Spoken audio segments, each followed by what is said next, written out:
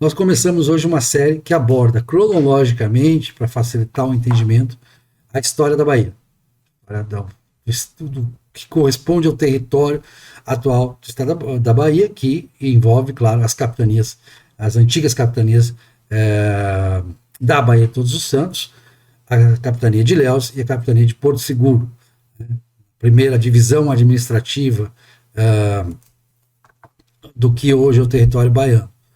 Mas vamos tratar disso também ao longo dos nossos episódios, como é que vai se formar esse Estado que é consolidado em 1759, claro, não com o formato atual, também vamos ter toda a disputa com Pernambuco pelo oeste da Bahia, vamos ter a disputa com os paulistas por Minas Gerais, que acaba se tornando uma província, uma capitania independente, depois província, depois Estado de Minas Gerais. E todas as questões, a separação do Sergipe, tudo isso vai ser tratado aqui nesta série de programas. E no primeiro episódio, e agora eu quero apresentar Luiz Torinho, que é também um grande estudioso da história da Bahia, que vai falar sobre alguns aspectos, ele vai complementar informações minhas, eu vou complementar informações dele, a gente vai ter esse diálogo com o Luiz, dividindo então cronologicamente.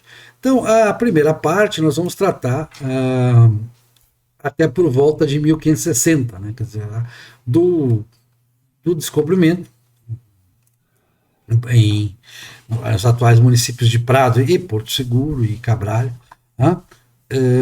naquela região que viria a ser a capitania de Porto Seguro, e do marco de posse que Américo Vespúcio coloca onde hoje é o Farol da Barra, nomeia a Bahia de Todos os Santos, e a partir daí vem o nome do estado, em 1501, até o momento que Mendes Sá, já governando a Bahia, ele derrota a revolta tupiniquim de Ilhéus com tropas que eram tupis da Bahia de Todos os Santos, tupis de Salvador, consolidando assim a sua posição como governante, que também vai enfrentar a questão da França Antártica no Rio de Janeiro, mas Mendes Sá então é importantíssimo para a Bahia. Falei demais já para a introdução, né, Luiz? Eu acho interessante o seguinte, Schomer, que podemos dizer que entre 1500 até mais ou menos a década de 30, né, 1530 e poucos, né, foi essa primeira fase que foi o descobrimento do litoral, como você bem citou, Américo Vespúcio, que ele faz a excursão no litoral brasileiro, 1501, e inclusive é ele que nomeia, por conta também das datas religiosas, vários locais, como São Sebastião do Rio de Janeiro, a festa São Sebastião, Baía de Todos os Santos, no fundo, tem por causa disso, porque quando ele descobriu, Américo Vespúcio, 1501, a Bahia, né, de Todos os Santos, era no dia de Todos os Santos.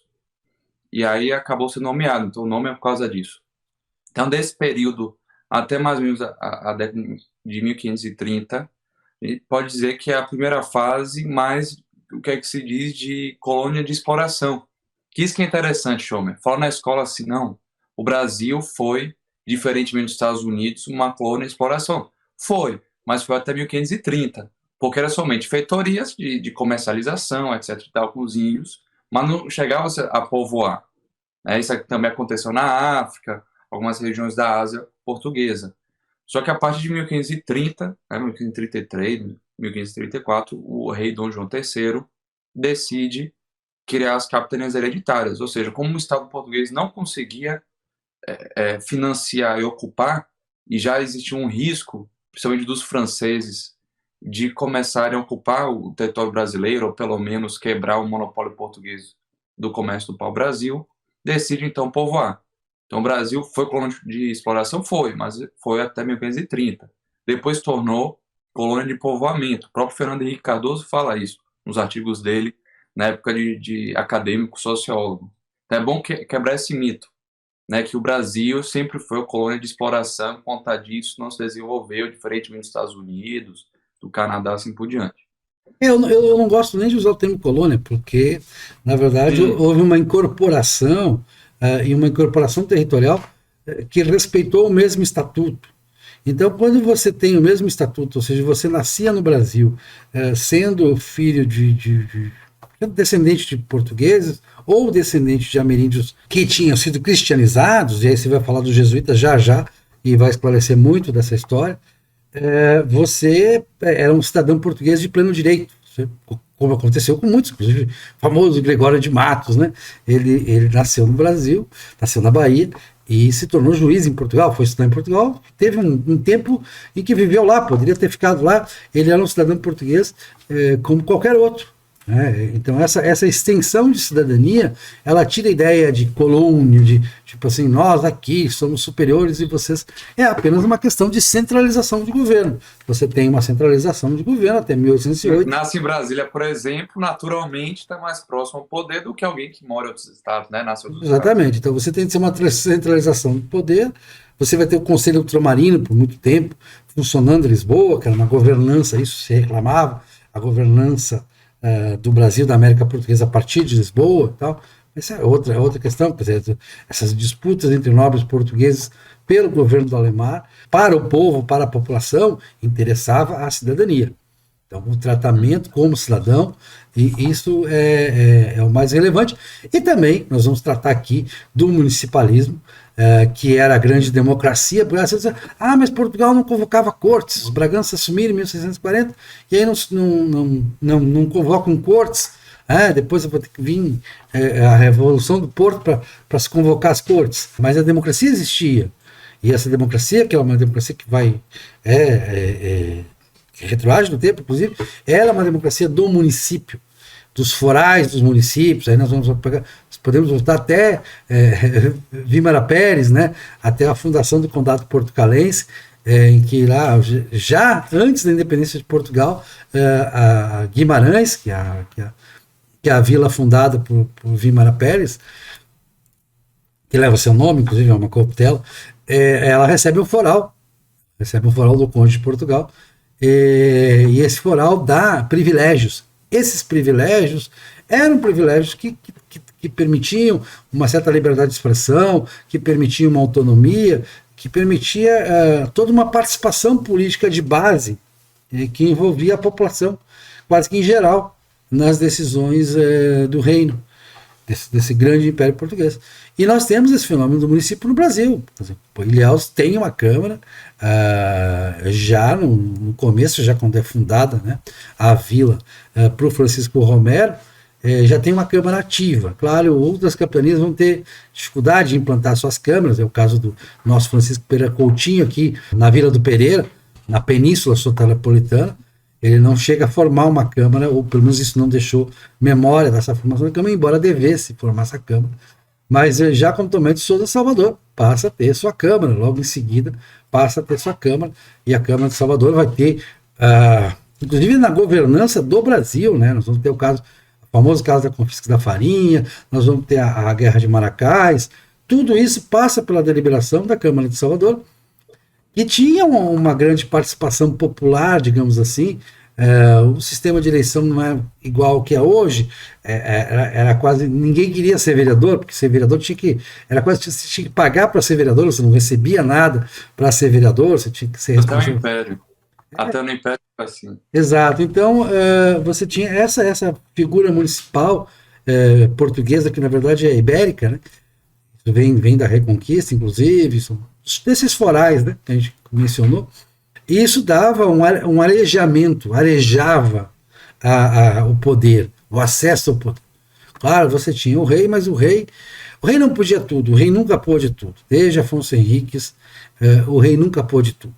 O rei sabia disso, tinha essa consciência, não só por questão da aristocracia, mas também por essa vida do município, essa vida local que era reconhecida, que tinha seus direitos preservados. Isso foi importante, e isso é muito marcante na história da Bahia até a separação, na independência. Isso é muito forte. Depois é um pouco menos forte, há uma centralização no Rio de Janeiro, contra a qual a Bahia teve resistência inicialmente, essa questão de centralizar no Rio de Janeiro o governo. Isso já em 1808, a Bahia pretendia retomar a sua condição de capital, fez a proposta ao rei, mas o Império Português passou a ser governado do Rio de Janeiro. Então houve até uma revolta aqui em 1821, com a deposição do governador. Isso nós vamos tratar em outro capítulo bem lá na frente. Mas isso é só para dar conta da importância do município. Então, o primeiro município a ter uma câmara no que hoje é o território da Bahia foi o município de Ilhéus, a vila de Ilhéus, fundada por Francisco Romero, que era espanhol. Como você vai contar dos jesuítas, nós tivemos jesuítas espanhóis também, logo no primeiro desembarque de jesuítas no que viria a ser o Brasil, e que foi em Salvador. O Francisco Romero era espanhol, mas ele era um encarregado, um lugar-tenente de Jorge de Figueiredo, que foi o donatário da capitania de Ilhéus, e que era, ao contrário do Francisco Pereira Coutinho e do Pedro do Campo Tourinho, ele era um homem rico, era um homem de grandes posses, e por isso ele armou uma expedição maior, por isso que os primeiros grandes engenhos do que hoje é o território da Bahia vão se situar em Ilhéus. O próprio Mendes Sá, ele se torna sócio muito antes de ser, porque Mendes Sá foi juiz em Portugal antes de ser o governador-geral, antes de estabelecer como governador em Salvador. E ele se torna sócio de engenhos com o Jorge de Figueiredo em Ilhéus. Ilhéus depois passa por um rápido processo de decadência, um processo histórico que até hoje a gente não tem clareza sobre ele. A gente sabe da revolta de 1559, que nós vamos abordar neste programa ainda, quase que o final deste programa, que aí vem as epidemias, né? A famosa epidemia de bexiga, que hoje a gente conhece como varíola, que há muitas dúvidas sobre ela. Claro, os cronistas vão falar tanto em Ilhéus quanto em Salvador, quanto na capitania da Bahia, vão falar em perda de até 2/3 da população local, mas evidentemente que as crônicas do Brasil, como as crônicas do mundo da época, a gente pode falar de crônicas de qualquer lugar do globo, você pode falar, qualquer lugar, elas vão ser marcadas pelo exagero. O que interessava ao cronista, isso da época romana também, exagerar. Você não tinha os critérios de historiografia que você tem hoje, essa coisa matemática de fazer uma estatística, uma contagem mais precisa. Então, e as crônicas são, no nosso caso, são sempre posteriores. Nós só vamos ter uma grande crônica histórica com Gabriel Soares, e Gabriel Soares já no último quartel do século XVI, que vai nos dar uma crônica realmente que é considerada hoje pela historiografia como bastante confiável, embora, claro, Gabriel Soares não tivesse compromisso historiográfico, nos falava de um historiador, na época não tinha esse conceito, quer dizer, já existia o conceito de historiador, mas não, Gabriel Soares, ele próprio não era um historiador, ele foi vereador de Salvador, ele foi um grande proprietário, ele foi um descobridor de terras no interior, ele esteve no reino, voltou, então foi um grande homem de seu tempo, mas também um grande escritor, um grande cronista, que acaba alegando, inclusive, suas próprias propriedades para os beneditinos, para o recém-instalado Mosteiro de São Bento. Depois no segundo programa a gente vai falar disso também, tenho certeza que você vai mencionar a obra de Beneditina da Bahia, que é muito importante também. Sim. Então é isso, gostei da sua ressalva, que o próprio termo colônia, de fato, é anacrônico, porque é algo utilizado na língua inglesa, no sentido assim, o sistema inglês de colonização que nunca se usava o termo praticamente colônia no tempo pré-independência do Brasil, e sim ultramar, províncias do ultramar, capitanias do ultramar. É como você mesmo disse, um descendente português ou um indígena convertido, né, cristão, ele tinha o mesmo status em termos de cidadania do que um português que nasceu na Europa, né? Então, no fundo, eram províncias, capitanias do ultramar, né, além do mar.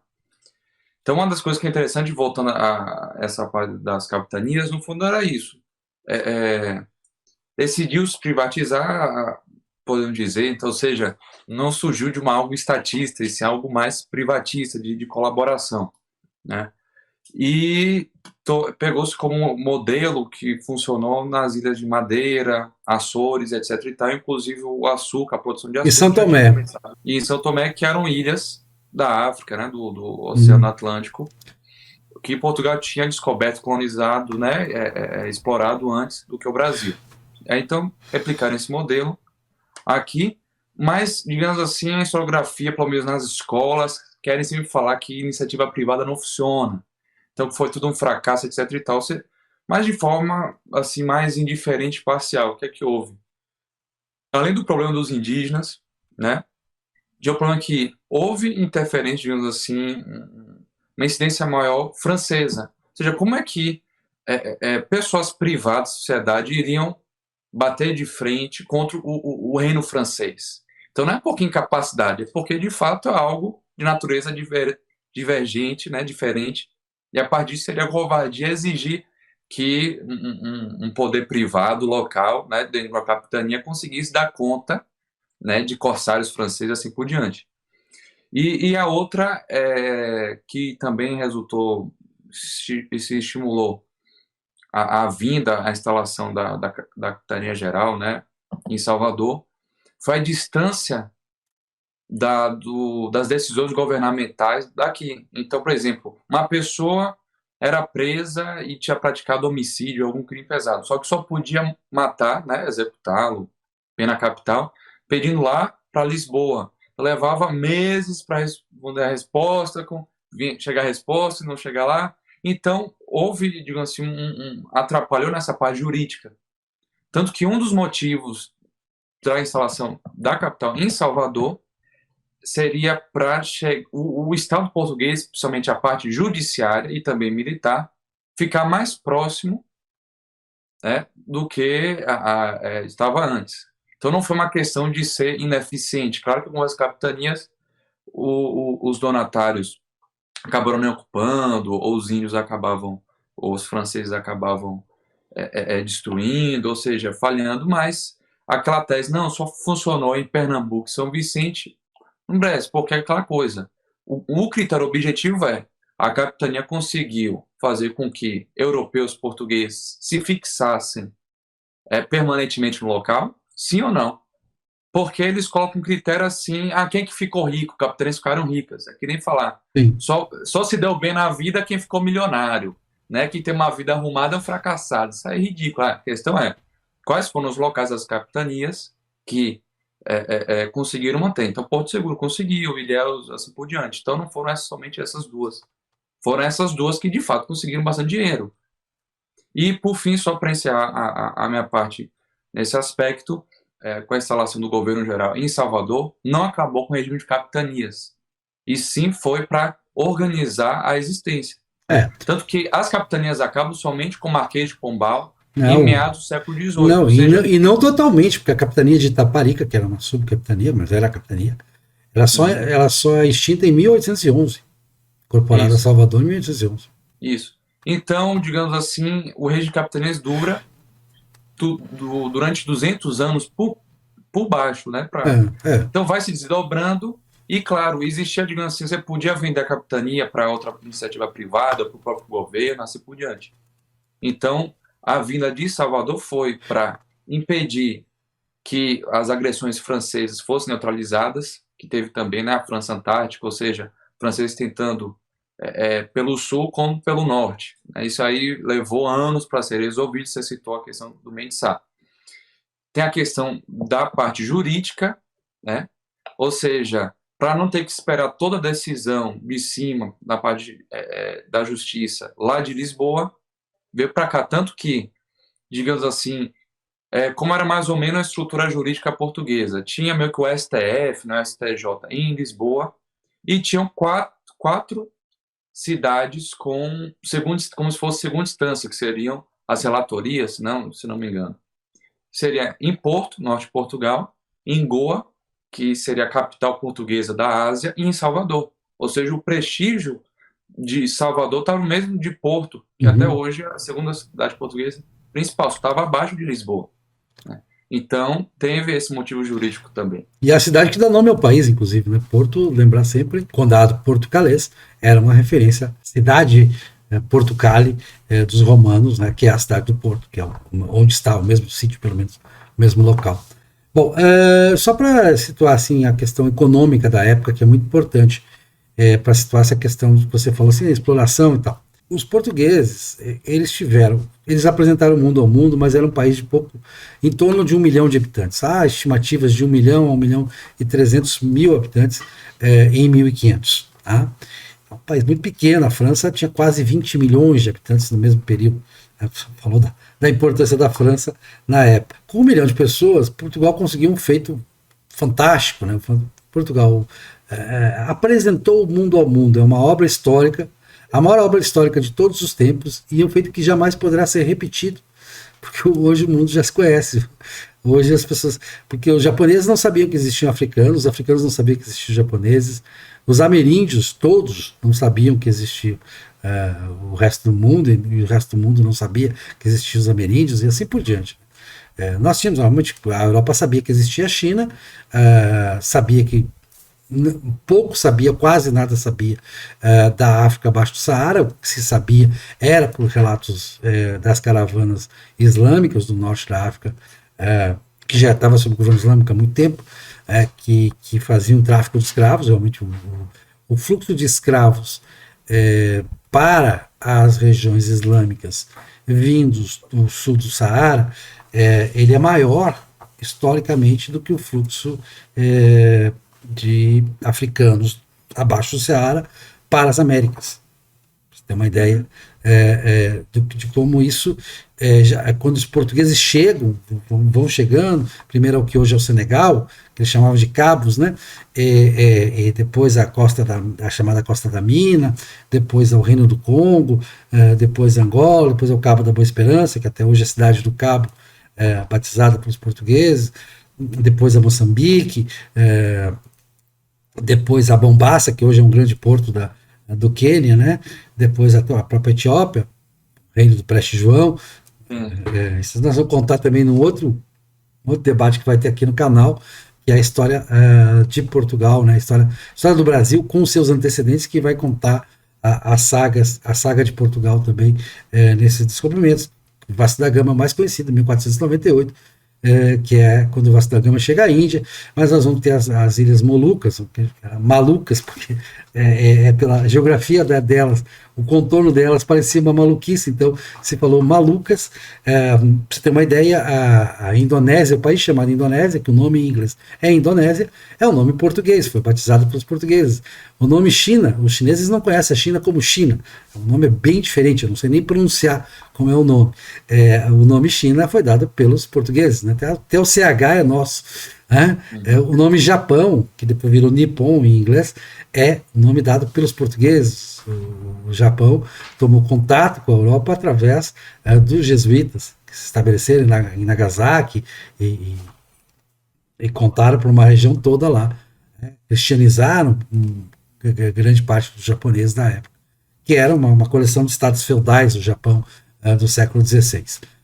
Então os portugueses fazem isso, mas os portugueses têm duas estratégias. Uma estratégia de povoamento mesmo, de produção, que essa vai ser tentada inicialmente nos Açores, e os Açores, faltava tanta gente em Portugal, que eles trouxeram povos flamengos, que na época estavam no domínio da Espanha,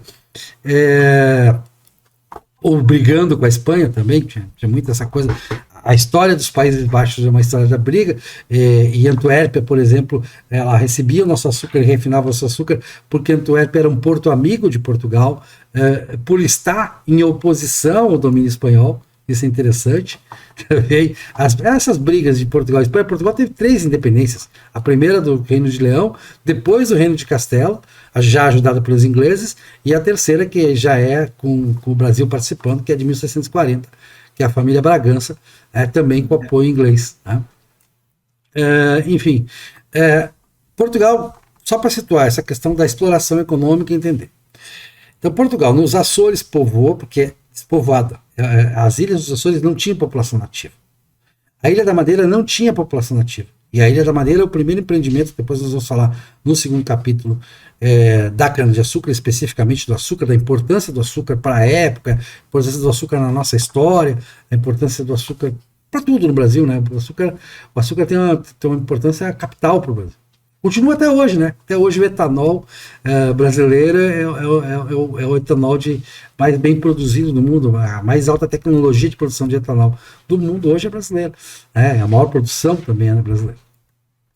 Mas na época, então, a madeira é o primeiro experimento, e depois a Açores não comportou a cana-de-açúcar, porque o Açores é muito frio para o cultivo da cana, e a ilha de São Tomé, também era desabitada, e que aí vai ser um empreendimento que Portugal faz junto com o Reino do Congo. É muito interessante isso. A produção de São Tomé, que precede a produção no Brasil, precede já em 1500, 1505, já começa a produção em São Tomé. Por quê? Porque são os lugares em que Portugal vai estabelecer uma produção.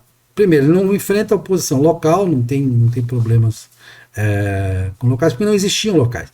Nas Canárias existia a população local, e espertamente Portugal, no primeiro tratado que teve que fazer de troca de coisas com a Espanha, deu as Canárias para a Espanha, a Espanha passou maus bocados com a população nativa das Canárias, porque Portugal tinha descoberto as Canárias, é uma descoberta portuguesa, tinha tomado posse, mas enfrentava uma oposição local muito grande. E a gente já vai falar também na história da Bahia dessas questões de oposição local, que são decisivas nesses primeiros 49 anos de Brasil, 49 anos de Bahia.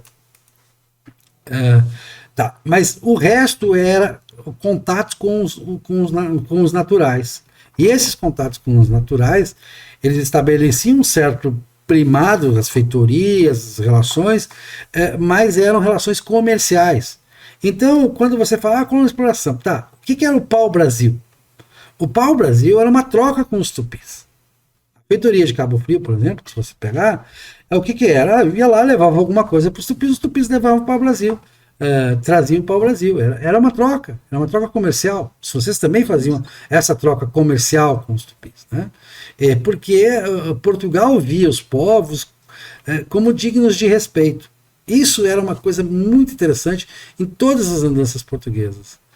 Portugal jogava lançados, o caso de João Ramalho, o caso daquele lançado que me foge o nome agora, mas que foi deixado em Moçambique e que foi até o reino do Monomotapa, no atual Zimbábue, representando Portugal, e aqui foi interessantíssimo, né, e depois ele se acertou com o rei, aí o rei permitiu que viessem os primeiros colonos portugueses. Hoje Moçambique fala português, Moçambique é uma realização portuguesa por causa desse primeiro contato. Então, nós temos coisas fantásticas na história de Portugal, mas de respeito aos povos locais. Portugal respeitava até mais do que a Espanha, fica patente, por exemplo, nas disputas que nós vamos ter no Brasil pela região que hoje é o Mato Grosso, Rondônia, como Portugal interagia melhor por uma questão de mentalidade, por uma questão de interculturalidade, por uma questão de como os portugueses viam os outros povos. Né? Agora, um navio naquela época era uma coisa muito cara. Se a gente pensar o que ele transportava, o custo de transportar, o tempo que levava, armar navios, a tecnologia da época, embora a tecnologia portuguesa fosse a melhor do mundo, sem dúvida nenhuma, essas caravelas, né? Os chineses navegaram antes com navios maiores, mas eles pararam. O rei lá, o imperador chinês mandou destruir tudo. Então, em 1500, os chineses não tinham nada. Tanto que o Portugal vai acabar fundando Macau sem oposição do Império Chinês, né? Porque não lhes ocorreu fazer oposição àquela presença portuguesa, que era uma presença comercial que interessava a China, inclusive, né? Macau foi importante entreposto de comércio, assim como vários entrepostos de comércio, e sempre em entendimento com os locais. Assim foi na Índia, assim foi em Malaca, que é a atual Malásia, né? Assim foi na África, principalmente na Costa da Mina. Costa da Mina foi o tempo todo a interação com os locais. Né? Luanda realmente é fundada como ali não era uma área dominada pelo Reino do Congo, embora fosse de população banto. A Portugal realmente funda Luanda e passa a exercer, mas sempre também em entendimento com os reinos locais. Sabe que tinha que respeitar, porque tinha pouca gente, não tinha como, e você não tinha como. As pessoas imaginam assim: vieram e exterminaram os índios. Sim, você sabe o que era embarcar um exército de 1.000, 2.000 pessoas? Os cronistas até gostam de exagerar, 20 mil homens. Não tinha como embarcar esse contingente todo. São Tomé de Souza vem em torno de 1.000, a gente não sabe o número exato, mas vem em torno de 1.000. E era muita gente. O donatário de Jorge Figueiredo, o donatário de Ilhéus, ele não mandou mais, não se sabe o número, mas não mandou mais que 500 pessoas. E isso já foi um investimento que hoje, em dinheiro de hoje, seria de alguns milhões de investimento. Viu, Chomer? Você citou esse caso, por exemplo, Pedro do Campo Tourinho, o primeiro donatário de Porto Seguro. Ele era de Viana do Castelo, né? Cidade norte de Portugal, extremo norte. E ele vendeu tudo que tinha, né? Fez uma pequena armada, etc e tal. E ele levou 10% da cidade inteira. 10% da cidade era o quê? 600 pessoas. Entendeu? Ou seja, eram poucas pessoas. Porque, por exemplo, uma coisa que eu fico chateado, comento assim, que o português era preguiçoso, que não queria trabalhar na agricultura, não sei o que. Eu falei, olha, eram 1 milhão de pessoas para o mundo inteiro. Aí eu pergunto para você, você queria, se tivesse opção entre ficar rico com comércio, ou trabalhar como mercenário para lá na Ásia, qualquer coisa do tipo, ou você queria ganhar 20 vezes menos para ficar plantando cana, algo do tipo, entendeu? Então a questão tinha tanta demanda que o trabalho era escasso, a mão de obra era escassa. Não, Tanto que os holandeses entram aí, né, os Países Baixos. E tem mais, né, Luiz? Muito interessante isso que você falou, porque uma coisa que é pouco dita mas os engenhos era só mão de obra escrava. Não, para cada engenho correspondia até 20 lavradores, que eram portugueses mais pobres, que aceitavam trabalhar por meação, por coisa, para ter uma pequena roça de cana, né, vinculada a um engenho. Que era como depois se fez isso muito com os tapuios no interior, que aquele fazendeirão que tinha a terra grande, mas ele como não conseguia ocupar aquilo, então ele dava para os meeiros, né? Aquela coisa. E isso aconteceu muito nos engenhos, né? Então os portugueses pobres tinham essa alternativa, e nesses pequenos chamados lavradores, alguns tinham escravos, a maioria talvez tivesse escravos, mas tinham também trabalhadores livres que trabalhavam com eles, e mesmo os escravos acabavam tendo uma relação familiar com ele. É impossível você não ter uma relação familiar quando você tem 2, 3 pessoas trabalhando apenas com você. Era o máximo que ele conseguia ter 2 ou 3 pessoas. E claro que ele tinha que botar a mão na massa, porque senão aquele negócio não ia. Era impossível você conseguir sobreviver como um lavrador, sabendo que você ia receber pela cana um valor menor do que se você fosse dono de engenho. Ainda assim proveitoso, porque a cana, depois a gente vai trabalhar na questão da cana. A cana no início era muito lucrativa, depois não vai ser mais, por uma série de fatores que a gente vai tratar aqui no capítulo sobre o ciclo do açúcar. Mas só para situar então, um produto que tinha que entrar no navio, ele tinha que ser muito caro para justificar a viagem. Por que uma viagem como a de Vasco da Gama foi lucrativa? Porque as especiarias eram muito caras. As especiarias que eles trouxeram da Índia eram muito caras. A pimenta e tal, tudo, noz moscada, aquela coisa, eram caras. Por que é que você conseguia ter produção de açúcar em São Tomé e valeu a pena fazer a viagem até São Tomé? Porque o açúcar era muito caro. O açúcar era um produto caríssimo, porque era uma época que você não tinha conservantes, você não tinha geladeira. 400 e tantos anos depois. Tem um livro, eu queria comentar aqui, para fim de registro, tem um livro de um sociólogo, ele era contemporâneo a Weber, né? Werner Sombart, né, do final do 19 e início do 20. Ele tem um livro que ele publica, o título é Luxo e Capitalismo, algo do tipo. Não tem em português, não, ali é a edição espanhola. Ele fala isso, a expansão do capitalismo internacional foi a partir de produtos de luxo. Então ele fala, exceto o tabaco, que sempre foi algo assim mais barato, todos os outros, se você for analisar, eram produtos de luxo. Vamos dizer, o açúcar, as especiarias, a questão da pele na América do Norte, etc. e tal. Então foi um mercado de luxo, ou seja, preços altos. Então, no fundo, o português era um empreendedor de fato, não um vagabundo, sim um empreendedor. Tinha uma demanda reprimida que não conseguia ter oferta. O que você faz? Você chega lá e consegue suprir essa oferta, né? essa demanda, perdão. Então, economicamente falando, algo genial, né? Foi, então, o mercado de luxo internacional que desenvolveu o capitalismo. E dos metais, né? Dos metais preciosos também. Vale lembrar que a Espanha, né? Qual o negócio da Espanha? O negócio da Espanha foi a mina de Potosí e o ouro que achou no México. Então, a Espanha baseia a sua exploração no início quase que exclusivamente em termos de metais preciosos. E ganha muito dinheiro com isso. Tá? A Espanha vai cunhar a moeda da Europa, vai se tornar o Estado emissor de moeda da Europa, graças à mina de Potosí pela atual Bolívia, e a México, todas aquelas regiões lá na América do Norte, a parte de ouro que já existia lá. Os astecas tinham até o ouro já pronto, já fundido, eles já conheciam até a fundição do ouro. E o Brasil não encontra, os portugueses não encontram nada disso aqui. Nós vamos levar 200 anos para achar o primeiro ouro. Nós temos, inclusive, histórias da Bahia muito interessantes, depois a gente vai falar, que a gente vai conhecer Sergipe, na verdade. Sergipe vai ser conhecida antes da expedição de Cristóvão de Barros, que é a fundação de São Cristóvão, 1591, justamente numa busca por prata. Se acreditava que Itabaiana, que a Serra de Itabaiana, o município de Itabaiana, tinha prata. Na verdade, era aquela macacita, né, que é uma coisa, um metal parecido com a prata, mas que vale muito menos e que não valia a pena levar para Portugal. Então aquilo é realmente abandonado, não fica. Mas o próprio Gabriel Soares parte em expedições para o sertão tentando buscar metais preciosos, né?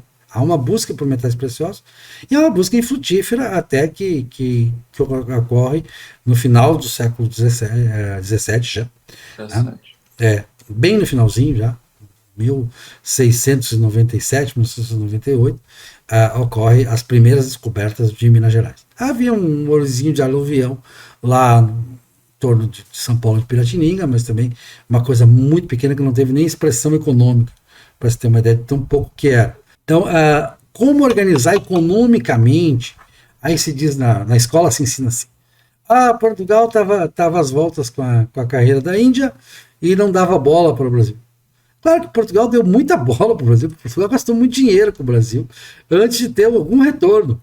Né? Esse é um fato. Portugal investiu nisso acreditando que queria ter essa terra, sem ter realmente um retorno, porque não tinha como ter retorno. O retorno que dava era do pau-brasil, mas o pau-brasil mal pagava a viagem. Por mais importante que fosse a tinta do Brasil e tal, que se retirado para a titularia tinha algum valor, não era um grande produto, uma grande commodity da época. As commodities eram as especiarias, porque você sabe que a pimenta, você pega lá uma tonelada de pimenta, você vai conservar quantas toneladas de carne, que a pimenta era utilizada principalmente não como saborizante, mas como conservante na Europa da época, como o açúcar também. A maior parte da utilização do açúcar era como conservante, não como doce. Só um produto realmente vai interessar no início, que é o açúcar. O açúcar vai ter esse retorno. É um artigo de luxo na Europa, era caro. Quando passava por Antuérpia era refinado, era mais caro ainda, era coisa caríssima para o padrão de consumo, para poder de compra do europeu da época, do burguês que estava nascendo na Europa da época. E as especiarias, evidentemente, mas aí as especiarias logo vão sofrer. A gente sabe que Portugal não vai ficar muito tempo com esse monopólio das especiarias. Não, que é isso que é interessante. Se algo era um produto de luxo, com essa concorrência, com essa exploração, com esse empreendimento, não somente de Portugal, mas depois dos outros países, você vai barateando. Ou seja, houve uma democratização, podemos dizer, desses produtos que eram de luxo antigamente. Sim, exatamente. Então teve um mérito, não somente de ganhar dinheiro, mas de aumentar o padrão de vida das pessoas. Isso que é interessante. E você tem que melhorar a tecnologia naval, né? Um incentivo para você, porque você tem que melhorar paulatinamente a tecnologia naval para tornar a viagem mais barata.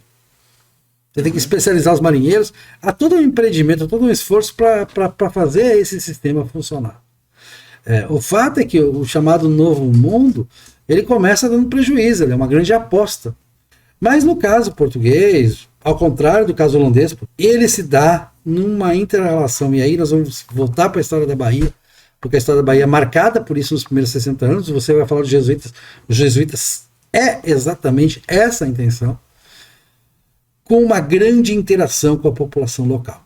Um grande respeito e uma grande interação com a população local. E isso está marcado no Brasil, está marcado na história o Reino do Congo. O Reino do Congo, não sei se você lembra, ele é cristianizado, os filhos do rei são levados para Portugal, e aí o rei manda visitar o Papa, e são recebidos pelo rei como condestáveis, como embaixadores. Então, há todo um respeito. O mesmo acontece com os tupis. Os tupis são levados. E aí tem um episódio que eu quero entrar já na história da Península Soteropolitana, no momento anterior à questão das capitanias, que era o fato de que, comprovadamente, a Baía de Todos os Santos tinha algum comércio francês, algum comércio de escambo francês. E esse comércio foi facilitado por um cidadão português chamado Diogo Alvarez, o Caramuru, que se casou com Catarina do Brasil, em Saint-Malo, na França. Saint-Malo, na França. Esse casamento, a historiografia não acreditava nesse casamento, achava que era a lenda do Santa Rita Durão, que foi o Frei Santa Rita Durão que escreveu no final do século XVIII a história de Caramuru, que passou a ser conhecida a partir do Santa Rita Durão. O Gabriel Soares faz poucas referências ao Caramuru. Há mais referências históricas a Catarina, porque Catarina efetivamente recebeu as terras que até hoje pertencem aos beneditinos. Ela morre muito depois do Caramuru. Ela efetivamente fundou a Ermida da Graça, que hoje é a Igreja da Graça, que é de grande importância histórica para Salvador. Catarina de Paraguaçu tem uma importância histórica maior. Claro, depois eles vão ser avós do Francisco Dias Dávila I, uma série de ramificações aí da família Caramuru, da família de Paraguaçu. Né?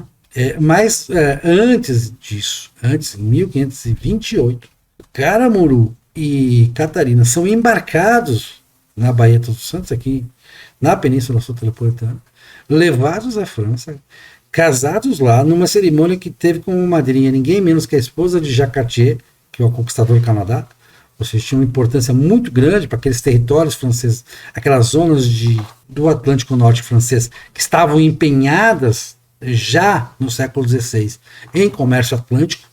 Era a parte, porque não era toda a França que estava empenhada em comércio atlântico. A França não era um regime centralizado como era centralizado o reino português na passagem do século XVI. Sem sombra de dúvida, esse casamento de Caramuru e Catarina do Brasil em Saint-Malo dá ideia da importância que a França dava aquelas cidades francesas especializadas em comércio atlântico. Para comparar o reino da França do século XVI com o reino de Portugal, são coisas diferentes. A reconquista, um processo é a reconquista a partir do reino das Astúrias e tal, que vai dar no reino de Portugal a partir de 1140. Outra coisa é a formação do reino francês, que ele é herdeiro dos carolíngios, dos merovingios, que é outro processo histórico e que só vai ter uma centralização realmente com Luís XIV posteriormente.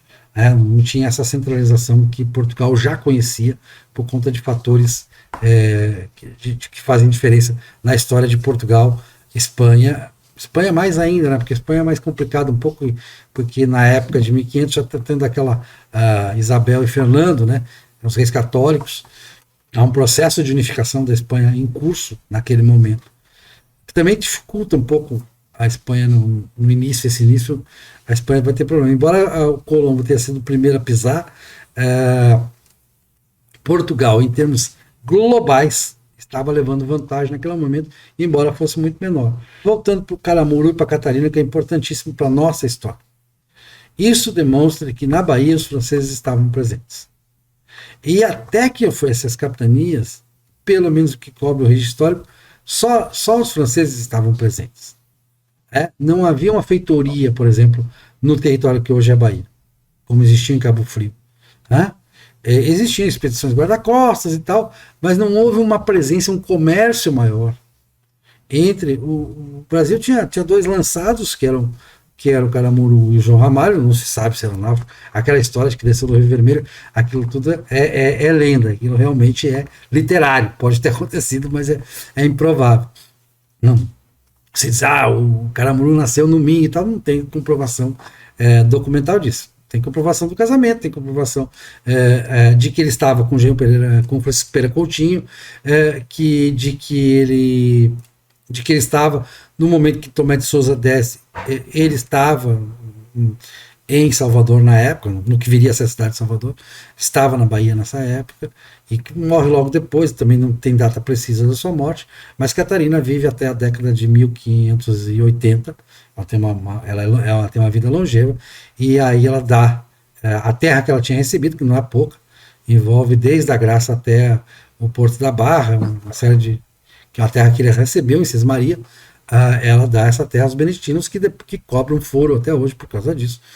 Porque essa área é dos beneditinos até hoje, foreira, por foro, que é como se transformou Cismaria. Então, essa presença francesa é muito importante. Claro que em outros lugares do Brasil ela vai ser muito mais conflituosa. Aí nós temos a França Antártica, temos o Maranhão, que nasce francesa, São Luís nasce francesa. Temos outros que a gente vai desviar do nosso assunto, que é a história da Bahia. Na história do Brasil o século XVI é uma briga maior com os franceses. Tem um relato do Van Hagen dizendo que teria tido uma invasão francesa em Ilhéus e que teriam sido repelida pelos locais lá, o povo mameluco já de Ilhéus repelindo isso. Essa história é provavelmente fantasiosa, a historiografia francesa não corrobora ela, e a historiografia brasileira atual também não dá crédito a ela. O povo lá de Ilhéus, eu sei que dá crédito, eu já expliquei isso até no livro que eu escrevi sobre a história de Ilhéus. O Frei Jaboatão, que foi o relator disso, dessa revolta, também escreveu 200 anos depois do fato, e não há um documento que comprove esse fato. Então, os franceses tiveram pouca participação na Bahia, mas essa participação é forte antes que se dê as capitanias. E aí são 3 as capitanias. Uma ia do Rio São Francisco até a Ponta do Padrão, até o limite da Península Soteropolitana, até o Farol da Barra hoje, ou a Foz do Jaguaribe, ou depois acabou sendo a Foz do Jiquiriçá.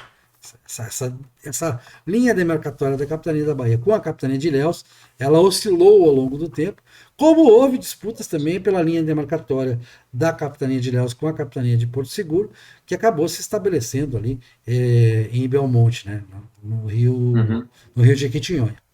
Porque havia uma dúvida que se queria o Rio Pardo também, Porto Seguro tentou estender os domínios até o Rio Pardo, mas às alturas a capitania de Ilhéus tinha mais importância, a capitania de Porto Seguro se restou mofina mesmo, tanto a própria Porto Seguro, ela vai chegar em 1970 a menos de 10 mil habitantes, 1970, nós estamos falando de um período muito recente, aí que é feita a estrada, em 1975 é feita a estrada para Porto Seguro, a gente vai tratar disso no último capítulo, é que nós vamos voltar para Porto Seguro desse primeiro. Claro que tem o período também da Vila de Trancoso, que daquelas vilas, a gente vai falar das vilas que Marquês de Pombal manda fundar, porque eram aldeamentos jesuítas, na época, todos eram jesuítas.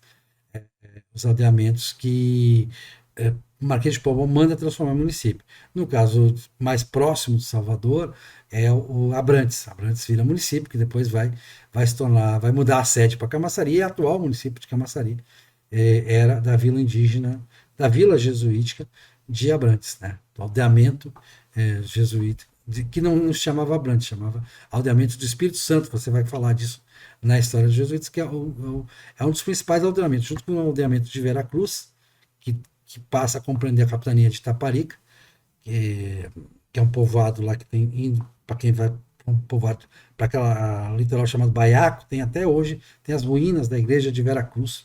Aqui dá o nome ao município, inclusive, né? O município da ilha, que não se chama Itaparica, a parte baixa, a parte sul da ilha de Itaparica se chama, o município é Veracruz. Conhece isso pela sede, que é Mar Grande, mas o município é Veracruz em homenagem a esse aldeamento jesuíta, que é dessa época, desse primeiro desembarque jesuíta. O que ficou marcado, parece que houve outros aldeamentos, é provável que tenha havido, mas o registro histórico dá conta claramente de um relato claro, um relato cristalino da historiografia, o Espírito Santo de Abrantes, que tem a sede atual. Primeiro ele foi organizado nas margens do Rio Joanes, onde hoje é a divisa de Lauro de Freitas com Camaçari. Depois ele foi migrado para onde hoje é o distrito de Abrantes, o distrito de Camaçari. E o de Veracruz também, que existiu, mas que não se manteve a ponto de chegar a virar município. naquela ordem de transformar as vilas, os aldeamentos em vilas.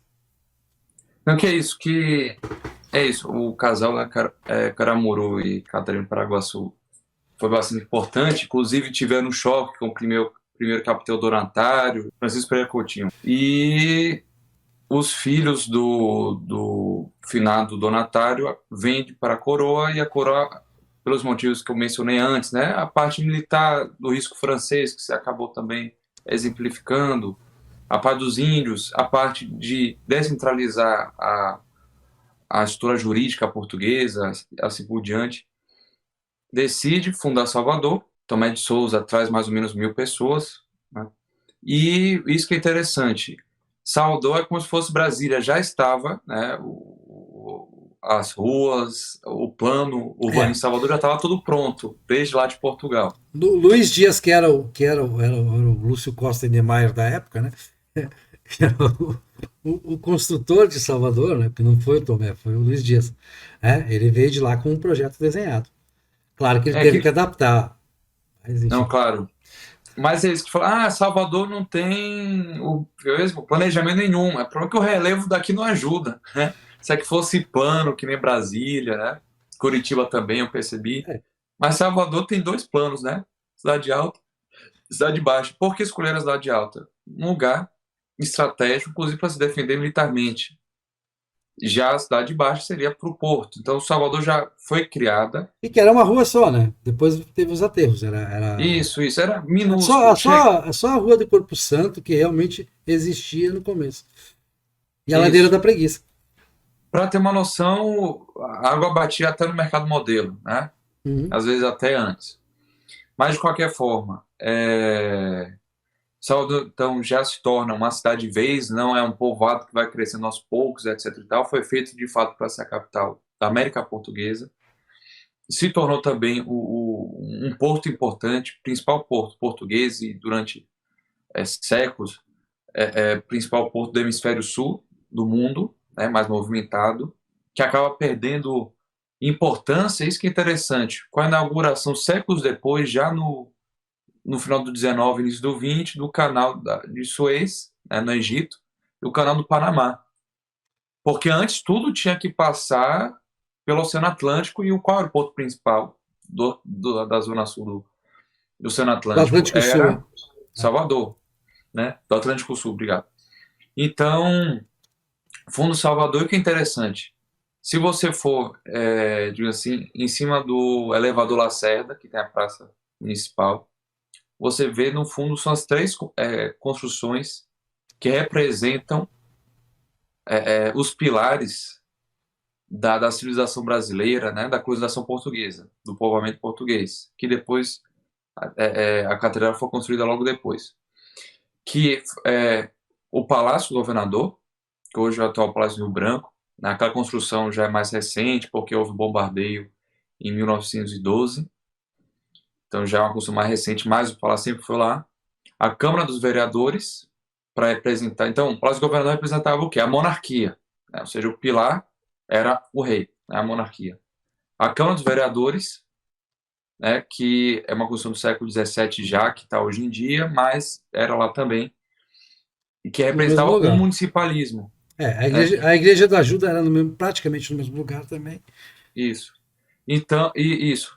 Então, o que eu ficava achando graça é o seguinte: que os Estados Unidos é excelente porque era administração estadual, não sei o que. Sim, nós éramos mais descentralizados ainda, éramos municipalistas, né? Então, se Até hoje em descentralizado, Portugal, a estrutura local, eles não têm o que chamaria de província, estado.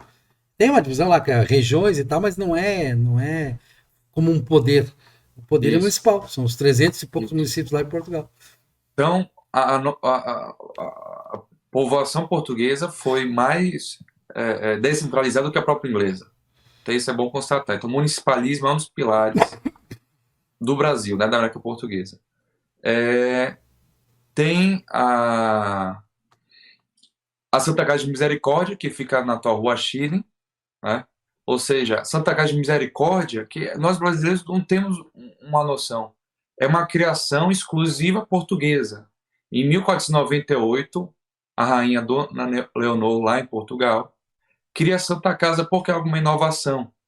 Primeiro, porque abrange praticamente toda a área de assistência social e espiritual, né, que tem a parte das sete bem-aventuranças, assim por diante. Então, por causa disso que a Santa Casa de hospital, órfão, cemitério, assim por diante. E a outra inovação que é liderada por leigos, já que as outras partes católicas eram lideradas por religiosos do clero, por exemplo. Então, isso que é interessante. A própria sociedade laical foi então, uma criação exclusiva portuguesa que se implementou no Brasil e que foi muito forte, podemos dizer, como se fosse a política pública social e sanitária até o Império. Não tinha, vou criar um hospital público. Não, eu vou financiar com dinheiro público a Santa Casa. Então tinha aquela coisa da parceria público-privada. Isso é bem interessante. Você reforça a iniciativa da sociedade. Então, a Santa Casa é um dos pilares. E, por fim, a própria igreja, que Salvador, anos depois, se torna a sede episcopal do Brasil, que tem, digamos assim, a catedral, que hoje já foi demolida a sé. A catedral hoje era Igreja dos a igreja dos Jesuítas. jesuítas, que tinha um colégio anexo ao lado, que é hoje a Faculdade de Medicina. Então é mais ou menos isso. Os jesuítas, capaz da igreja também, um dos pilares, a igreja católica, a monarquia, representado pelo governador-geral, o municipalismo, representado pela Câmara de Vereadores, e a Santa Casa, representando a sociedade, a primazia da sociedade sobre o Estado, no sentido social do termo, da assistência social. Então, quando acusa o Brasil de centralização excessiva, mas eram os municipalistas. Nos acusam de tudo a favor do Estado, sim, mas Santa Casa é uma iniciativa das pessoas e não do governo. O governo ajudava financeiramente, o máximo, né? Mas quem administrava a sociedade. A parte da igreja, assim por diante. Então, esses são os 4 pilares: a igreja, as santas casas, o municipalismo e a monarquia. Os 4 O pilares. próprio poder militar, né, diga-se de passagem, nós vamos tratar disso em vários episódios dessa série. O poder militar ele era muito mais uma questão de milícias, né, municipais e tal, ou de senhorios, ou de grupos, ah, do que uma ação do exército colonial. O exército colonial tinha muito pouco poder. Né, tinha, porque Se a o gente explica orçamento. em Sim. outro que é melhor, que eu tenho uma noção razoável, é bem interessante. Isso aí, para assim, é bom estudar história para reativar certas coisas. Tem certas coisas que a gente piorou. Essa parte da própria sociedade se proteger era bem interessante. Das ordenanças, né? Milícias, ordenanças e tropa regular de linha. É, Mas voltando aqui, então esses eram os 4 pilares e a parte dos jesuítas era bem interessante. Por quê? Os jesuítas surgem com a característica de jesuítas da primeira geração, né, dos fundadores, que eram poucos, né, eram menos de 20, que acabaram se conhecendo na universidade, então era algo intelectual, e ao mesmo tempo tinha uma base missionária muito forte, por conta principalmente da personalidade do seu fundador, Santo Inácio de Loyola, que era um nobre espanhol, que era militar, etc. Então, um espírito cruzado com essa parte da missão, né, e também da parte intelectual, sempre pesou muito os jesuítas. E por conta disso que não foi à toa que eles se especializaram nessa parte da educação.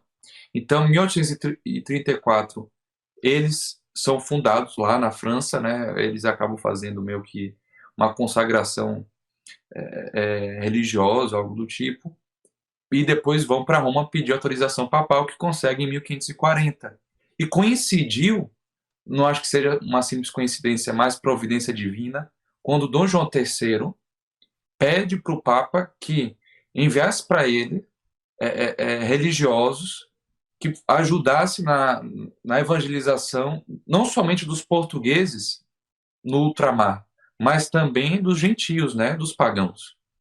E aí, então, o primeiro país onde os jesuítas, de fato, fazem sua missão é em Portugal. Então, eles criam um colégio em Coimbra, que depois eles acabam administrando a própria Universidade de Coimbra, que era a principal portuguesa, né? eles vão ter a Universidade de Évora também, é fundada por eles. Que se chamava Universidade do Espírito Santo, então Portugal ficou. Então, Pombal, quando fechou a coisa, Portugal só tinha 2 universidades. Portugal fechou, Pombal fechou uma, então só ficou com uma. Então, os jesuítas, primeiro, eles enviam, então, ficam lá em Coimbra para ter uma formação, né, como se fosse uma quadra do seminário, e enviam São Francisco Xavier para evangelizar o Ocidente, tanto que ele é o Oriente, tanto que ele é o apóstolo da Ásia, que ele vai para Goa, que era meio que a Salvador da Ásia, né, a capital do Império Português na Ásia, e vai evangelizar na China, no Japão, assim por diante. Então ele é o primeiro missionário nessas regiões. E depois o rei envia, junto com a expedição de 1549 para fundar Salvador, 4 jesuítas, não foi, Choma? Exatamente, cujo chefe era Manuel da Nóbrega. Manuel Nóbrega também era uma pessoa bem formada, de uma família importante, junto com um que era da família de Azpilicueta, uma família basca, que ele era parente distante de São Francisco Xavier, que também era basco, que é da região do norte da Espanha, Tanto que e ele chamava as Picueta Navarro, né, Navarro, que é para chamado lembrar Reino o de Navarra, Navarra, isso, que é de Pamplona, né, que é também uma região isso basca. mesmo. Eram nobres. E ele era sobrinho de um grande pensador escolástico, Martins Azpilicueta. Então ele também tinha um nível intelectual alto e ele foi o primeiro a buscar traduzir, né, a Sagrada Gramatical, etc. e tal, que depois São José de Anchieta sistematiza, difunde, etc. e tal, que seria o do Tupi. Então os jesuítas chegam aqui. E hoje nós temos uma gramática tupi e nós temos um dicionário de tupi, nós devemos isso aos jesuítas. Que é bom sempre lembrar, os indígenas eram ágrafos. Isso quer dizer, não sabiam nem ler nem escrever. Era tradição oral. Então, a preservação da cultura indígena nativa se deveu aos jesuítas, desde o primeiro momento. Então, eles chegam aqui em Salvador, a primeira coisa que eles fazem é o quê? Criam um colégio de jesuítas, que é o primeiro das Américas, né, daqui de Salvador, e que acaba, isso que é interessante, que a história fala, o Brasil nunca teve universidade, ensino superior, até o Dom João VI. O que é que houve? Para você ser universidade, você precisava ter, geralmente, as 4 faculdades, que era de teologia, filosofia, medicina e direito. Portugal não queria, de propósito, nunca conceder para lugar fora de Coimbra o curso de direito, porque ele queria ter um monopólio. Isso o José Moura de Carvalho explica no livro dele, Construção da Ordem, excelente o livro, para poder ter formar melhor, uniformizar um controle melhor sobre as elites políticas. Só que permitir, os jesuítas fizeram isso, inclusive teve equiparação e reconhecimento com o mesmo grau que a Universidade de Coimbra, dos outros ensinos superiores, como de filosofia e teologia. O interessante é o seguinte, uma curiosidade, quando você chega lá nos Estados Unidos, né, que a gente vê, ele tem um doutorado, né, o PhD em tal coisa. PhD quer dizer que tem doutorado em filosofia, né? Então, porque todas as áreas, física, química, todas das ciências da natureza, ou seja, as ditas ciências duras surgiram da filosofia, inclusive a economia. Então,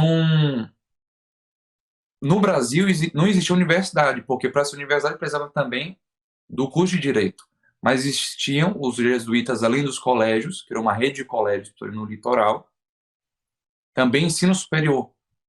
Uma prova disso é que, já no século XVII, concediam doutorados para alguns alunos. Ou seja, que colégio vai dar doutorado? Quer dizer, então, que no fundo tinha. Então, o Brasil teve ensino superior, sim, mas Pombal, além de acabar com os jesuítas e com o ensino básico daquelas escolas que nós tínhamos, acaba com consequência o ensino superior. Então, a gente começa do zero. A gente fica mais ou menos de 1759 até 1808, quando Dom João VI vem para o Brasil e funda a Faculdade de Medicina aqui em Salvador. A gente ficou o que então? 50 anos sem ensino básico e superior no Brasil.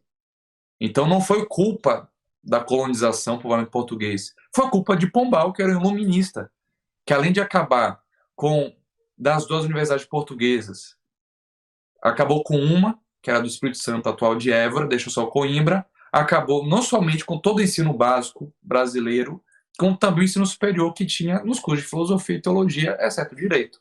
Né? Então isso é bem interessante notar.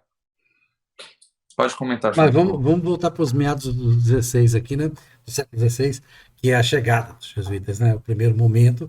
Então, a gente já estabeleceu aqui que a questão os dois aldeamentos clássicos dos jesuítas são o de Vera Cruz, né?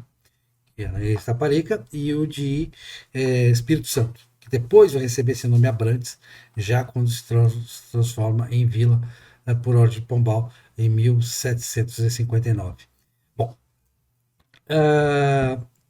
os jesuítas visitam Ilhéus e ganham de Mendes Sá, porque Mendes Sá passa a ter Mendes Sá é o terceiro governador-geral do Brasil, e ele tem uma importância muito grande. Mendes Sá foi dono do engenho Pitanga, né, que depois os descendentes deles vão deixar para os jesuítas de engenho Pitanga, que foi o primeiro grande engenho da região de São Francisco do Conde.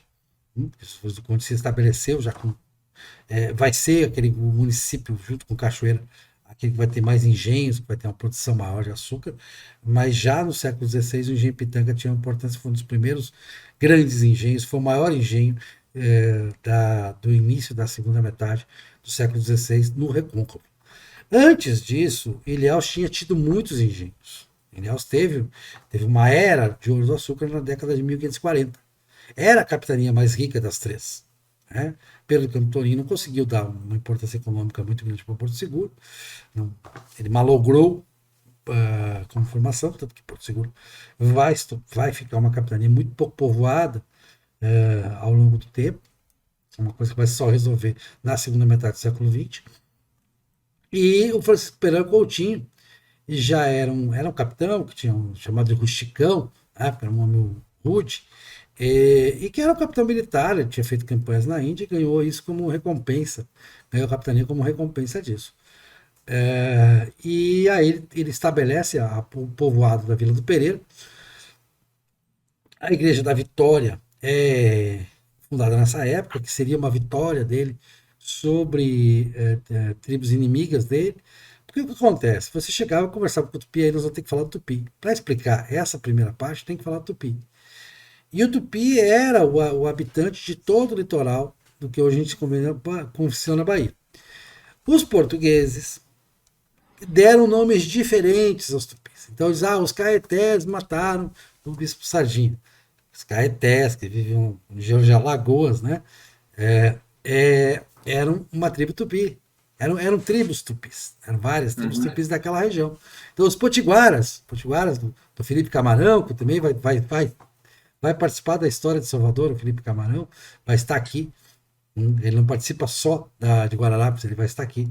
Os potiguaras eram os tupis de Pernambuco para cima, para a região que hoje, né, até se diz o natural do Rio Grande do Norte, o gentílico é potiguar, para lembrar os tupis potiguaras.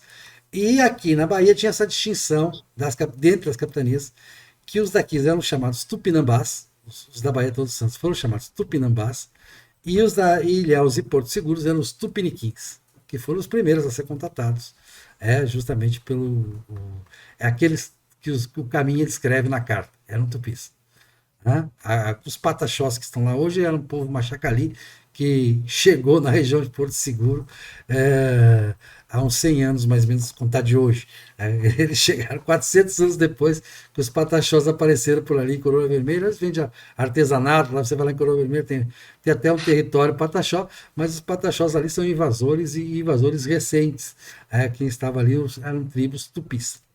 Como é que eram as tribos tupis? Como é que era a civilização tupi? A civilização tupi era notável em extensão territorial. Ela ia do atual Ceará até mais ou menos divisa de São Paulo com o Rio de Janeiro. Os caiçaras são tupis. Os caiçaras ali da região de Paraty, Ubatuba, são originalmente tupis. Tá?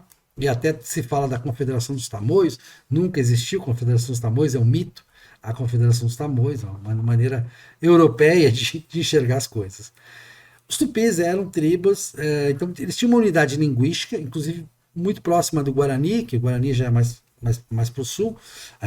Por exemplo, em São Francisco do Sul, na ilha São Francisco do Sul, que hoje fica em Santa Catarina, os franceses tiveram contato com guaranis ali, né? Eles foram guaranis. Cananéia provavelmente também fossem guaranis se encontraram onde hoje é o Paraná, se encontrou muitos guaranis, tá? Hoje se fala dos guaranis caiovás também, que é uma derivação dos guaranis. Os guaranis passaram por muitas migrações, eles tinham costumes parecidos com os tupis. E o que eram esses costumes tupis? Para entender esses primeiros 60 anos de história da Bahia, é preciso entender os tupis, porque foram os tupis que interagiram com esses capitães donatários. No caso da Francisco Pereira Coutinho, ele, pelo estilo dele, acabou fazendo mais inimigos do que aliados entre os tupis. Mas os tupis recebiam muito bem os Dalemar, seja franceses, seja portugueses. Claro que acabavam se aliando a um lado ou outro, e aí entrava a briga, e a gente sabe que a disputa, por exemplo, que resultou na expulsão dos franceses da França Antártica e a fundação da cidade do Rio de Janeiro pelo Estácio de Sá, ela envolveu justamente, tanto era Tupi, que Araliboia, que era o chefe da tribo dos Temininós, que era um outro nome que se deu para uma tribo Tupi, ele recebe a atual Niterói de presente, e os seus descendentes passam a governar Niterói por mais de 200 anos. A região de Niterói, a região fluminense, acaba sendo governada pelos descendentes de Araribóia. O rei deu de presente a ele essas terras em reconhecimento pela importância que ele teve na batalha. Eram alianças que se estabeleciam. E Mendes Sá era especialmente hábil, foi especialmente hábil, depois que o Duarte de Souza não foi hábil, também teve problemas, o Príncipe já tinha problema, o Tomé de Souza pagou, o Luiz Dias pagou, os tupis que foram utilizados na construção da cidade de Salvador foram pagos em gêneros, mas foram pagos, eles não foram submetidos a trabalho escravo. Os jesuítas também não permitiriam, né? Os jesuítas trabalhavam muito contra essa ideia de você poder escravizar o tupi.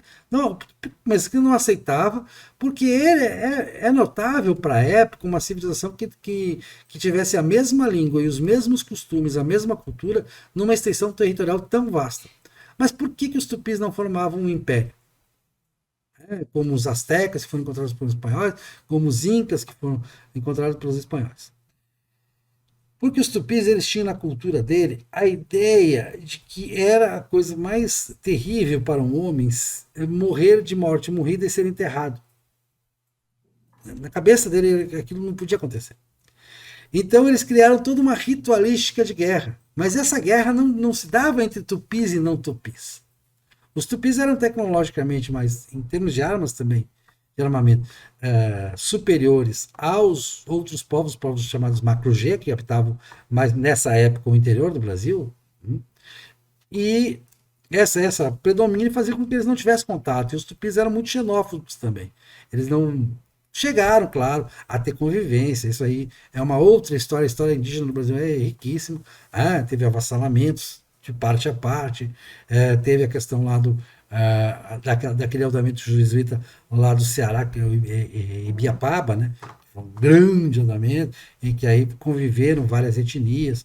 Teve uma série de brigas. Mas nesse primeiro momento, que é o que nos interessa, que nós temos que focar aqui, nós temos que focar nos Tupinambás da Baía de Todos os Santos, que inclusive Catarina Paraguaçu era uma Tupinambá, não era filha de cacique, porque não existia cacique. A sociedade tupi era uma sociedade aristocrática, ela tinha um corpo aristocrático que tinha o poder de mando e o poder econômico também dentro da tribo tupi. Essa ideia boba que a gente tem, os tupis eram todos iguais, né? Porque estavam numa tribo. Comunismo primitivo. Comunismo primitivo. Realmente o Império Inca era um império socialista, mas um império socialista do tipo soviético, ou seja, eles eram os russos, né? Os outros povos eram submetidos e tinham que obedecer. Eles escravizavam os outros povos. Mas entre eles realmente era um regime. Toda a produção era do Estado, o Estado determinava o que se ia plantar, o que se ia colher, o Estado não existia propriedade privada entre os incas e era fortemente combatida a ideia de qualquer propriedade, qualquer posse. Só o Inca detinha o poder todo e a aristocracia em torno do Inca detinha todo o poder, toda a economia. Isso, os Incas não tem nada a ver com os tupis. Nos tupis, por essa religião da guerra que eles tinham, que tinha que matar o inimigo, e o inimigo tinha que ser tupi por causa do ritualístico, porque aquela história, o cara tinha antropofagia tupi. Sim, antropofagia. Você ia lá e rendia Esse render era uma coisa bem interessante. Rendia o inimigo, que era a tribo vizinha, a tribo que ficava lá 6, 7, 10 quilômetros de distância. Né? Os tupis eram seminômades, eles ficavam de 10 a 20 anos no lugar, até esgotar os recursos naturais de algum lugar. E eles derrubavam toda a mata para plantar mandioca. Isso é interessante. Eles devastavam. Teve um autor de um livro um americano que ele reconstitui essa história e mostra que os tupis eram muito devastadores. Eles botavam fogo numa mata para caçar um tatu. Né? Não, porque não ia ter. É muito anacrônico querer que os tupis tivessem consciência ecológica. Né? Pelo amor de Deus, em 1500. Não tem como. Tem até aquelas teses, tupis, tupinaés, isso aí já está superado, não é? Essa tese não, foi um balão de ensaio. Ninguém sabe a historiografia hoje, Brasil, não sabe há quanto tempo os tupis estavam aqui. Quando os tupis estavam no litoral do que hoje é a Bahia. Podia ser 200 anos, podia ser 2000 anos. Não se sabe. Não existe essa ideia. Quando é que eles estavam aqui? Quando é que eles chegaram aqui? A gente sabe que eles têm ancestrais lá na região da ilha de Marajó, lá no litoral do atual Pará. Né? Que foram lá que eles inventaram a cerâmica, eles até tiveram uma cerâmica mais desenvolvida. Mas eles tinham o quê? Então, eles tinham uma aristocracia. As tribos não eram aliadas, não existia governo central. Cada tribo se governava, e sem o cacique. Era um conselho, uma aristocracia dos guerreiros da tribo. E essa antropofagia lá rendia, a pessoa trazia para cá, ficava um ano na tribo, ficava sendo alimentado, até um ano, né? E aí tinha aquela morte ritualística, que aí ele morria, e aí a tribo incorporava o espírito daquele guerreiro da tribo vizinha. É todo um folclore. O Tupi ele tem uma organização folclórica, ele tinha uma forte folclorização. Era cheio de rituais, de ritos, de crenças próprios dos tupis, que envolviam também a antropofagia, mas que não permitiam a organização de um império. Não tinha essa cooperação. Mas entre eles, o desenvolvimento tecnológico não era pequeno. Não era pequeno porque eles tinham canoas. Eles conseguiam fazer canoas. Estão na Idade da Pedra. Quando chegaram os machados, eles ficaram encantados com a ideia dos machados. A coisa mais. Foi o espelhinho, não, foi o machado. O machado realmente, o machado, a faca, o facão, isso para eles foi o grande avanço tecnológico. As Américas não conheciam a mineração do ferro, né? Isso era uma técnica eurasiana, da China até Portugal, era que dominava a mineração do ferro. Mas eles tinham canoas, eles tinham a rede de dormir nossa é tupi. Sim. Na concepção que a gente tem, claro, os africanos. Eu vi um filme recentemente, Shomer. Parece que era até bem feito, né? Essa parte histórica, etc e tal. Do século XVI, do Novo México, né? Da Nova Espanha ao atual México. E os tribos indígenas, você via, pelo menos no filme, que dormiu no chão. Eu falei, poxa, será que é um erro técnico ou de fato a rede é algo do indígena brasileiro? Aí, Né? Eu fiquei a rede é dúvida. tupi. A rede é tupi. Olha que interessante. Ou seja, não é todo índio que tem, não. É o tupi, é o índio brasileiro. O macro G, para ter uma ideia, o nosso índio macro G, que os tupis chamavam tapuias, e os historiadores também chamaram tapuias ao longo do tempo.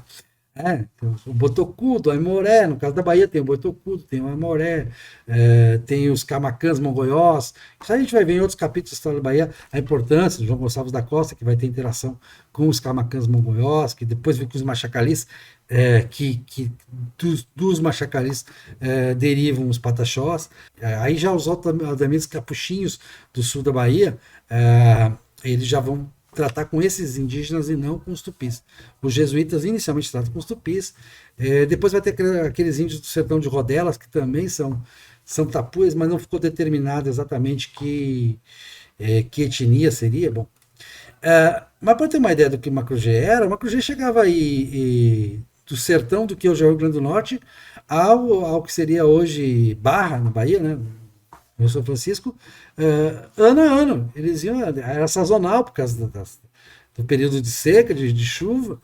Eles percorriam tudo aquilo em caçadores-coletores. É evidente que o caçador-coletor, numa região pobre como o Brasil, o interior do Brasil sempre foi pobre em caça. Não é uma coisa é o esquimó lá, que tem um monte de foca. Não. Consegue fazer um grande. O esquimó consegue fazer uma cidade, né? Ele consegue construir residências fixas, né? Fixar um lugar e desenvolver uma certa civilização, porque as focas estão lá. O ano inteiro ele pega a foca. É mais fácil, ele faz o iglu dele lá, aquela coisa. Mas o nosso caçador-coletor, ele está partindo de um meio ambiente muito pobre em recursos de caça. Cerrado, o nosso semiárido aí, o quanto ele é hostil à presença humana, né? E também isso vai levar também a questão da quantos índios existiam no Brasil, né? Os caras, tinha 4 milhões, 6 milhões, chute puro. Eu fiz comparações com a Austrália, que é mais documentada, com a Tasmânia, no meu livro História do Brasil Vira-Lata, a gente vai estar narrado aqui no canal em breve. Eu mostro que 1 milhão era um chute para cima, viu? No total do que é o território brasileiro hoje. Então nós estamos falando, quer dizer, No Império Romano, tinha 1 milhão de portugueses e tinha 1 milhão de brasileiros, digamos assim, em 1500. Aproximadamente isso. Tá. Mas o Império Romano, com cidades, etc. e tal, chegou, se não me engano, a 6 milhões, né, no seu auge. Então, porque isso, depois de certo número de densidade demográfica, você tem que construir cidades. E não havia cidades nas tribos indígenas brasileiras, diferentemente do Incas. Não, mas peraí, mas aí o problema. Tupis poderiam ter estados? Poderiam. Mesmo com a população rarefeita, eles podiam ter. Eles poderiam ter. O problema era cultural. Primeiro, é o seminomadismo. Seminomadismo, como é que você vai construir cidade com seminomadismo? Você fica só 10, 20 anos no lugar. A prática, a forma deles cultivarem a mandioca, que era o produto de resistência, que tornava eles um povo agricultor, embora também caçasse, lógico, caçasse e pescasse. Eles tinham canoas para pescar, era muito bom de pesca. Pra você ter uma ideia, até hoje, né? Paripe vem, o nome Paripe, do bairro de Salvador, vem daquela armadilha para peixes que eles construíram. Aquela armadilha tupi também, que forma aquela cercadinha, né? A maré sobe, o peixe entra, e depois, quando a maré começa a descer, fecha a portinha, e é só lá e catar os peixes. Era muito inteligente. Eles tinham cerâmica desenvolvida, e eles tinham as casas, as tábuas muito boas. Mas de quem que eram as tábuas? Era da tribo? Todo mundo podia chegar lá, entrar? Não, senhor. As tábuas eram da aristocracia. Eram dos guerreiros. E coitada das feministas entre os tupis. Porque as mulheres tinham todo o trabalho, 100% do trabalho. Elas não podiam escolher com quem casar. Elas ficaram encantadas quando receberam o primeiro sorriso dos portugueses, porque nunca um tupi tinha sorrido para ela. O primeiro sorriso, que dirá quando ganharam espelhinho, flor, essas coisas, aí se apaixonaram. A Catarina ficou apaixonada por Pernambuco. Casou e senhora, muito feliz. Porque eles eram completos. Eu não acredito na palavra do termo machismo, né? Isso é uma coisa muito standardizada aí e tal. Mas, enfim, a ditadura dos homens sobre as mulheres entre os tupis é uma coisa inimaginável em termos ocidentais, né? Para nós do Ocidente seria uma coisa assim inimaginável. Elas tinham que fazer todo o trabalho. Bom, a coisa chega a ser anedótica. Mas, enfim, esses guerreiros tinham as casas e as casas eram melhor conforme a melhor posição na escala social. Né? Então, mas era uma escala aristocrática. Então, quando você tinha que negociar com esse conselho aristocrático. Chegava um português aqui, governador e tal. Os próprios jesuítas, na hora de estabelecer os colégios, né, eles tinham que se comunicar com o conjunto daquela aristocracia. Não era chegar, não tinha um homem que decidisse. Dissesse, isso aqui. Eu sou senhor da tribo inteira. Não era assim. Eles tinham essa aristocracia. Claro que esse sistema rui com a chegada dos europeus. Quando os jesuítas chegou, já tinha ruído.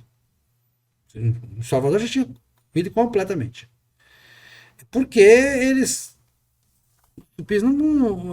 eram gente, como nós. Evidentemente que se você recebe alguém do outro lado do oceano que te trata bem, nem franceses nem portugueses chegaram aqui dando tiro. A gente tem um relato do Caminha. Caminha chegou dando tiro? O Cabral, não.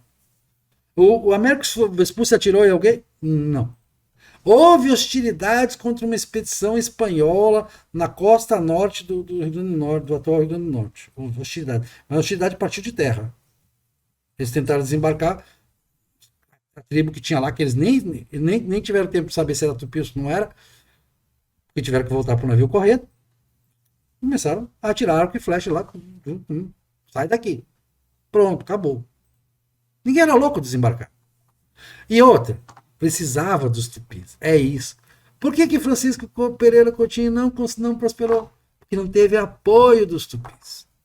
O apoio suficiente. Teve apoio de alguns tupis, sem dúvida. Mas não o suficiente. Quando Francisco Romero chega com as embarcações que Jorge Figueiredo tinha ofertado para a Capitania de Ilhéus, se não me engano é 1537, por aí. Foi 2 anos depois dele receber o foral. Ele vai para a Ilha de Tinharé, que era o limite norte do que viria a ser a Capitania de Ilhéus, que é a atual Mão de São Paulo. Ele desce lá e percorre a ilha, anda para lá, anda para cá, ficou 1 mês lá, mais ou menos. Os relatos não são precisos. Dá o desconto do registro da época, que não era fácil de fazer. O primeiro livro escrito no Brasil é do Manuel da Nóbrega, sobre a Conversão do Gentil. Antes não tem nada escrito. O primeiro grande cronista, como já disse, Gabriel Soares, vai ser lá, vai fazer a crônica dele lá na década de 1580. Bom, aí desceu em Tiaré e decide não dá para ficar aqui. Por que não dá para ficar aqui? Porque não tem tupi, porque não tem índio.